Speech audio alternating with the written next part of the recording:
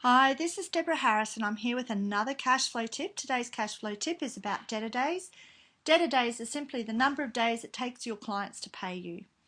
And the reason we want this as low as possible is that while they haven't paid us for the goods or services that we've actually delivered, it's like we're carrying their debt.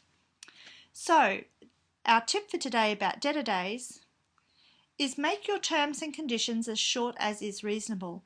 Now, sometimes you can't charge upfront, sometimes you can't charge in advance, but if you have particularly very high cost products or services, you might find that it's not really realistic to say that I want to be paid in 7 days.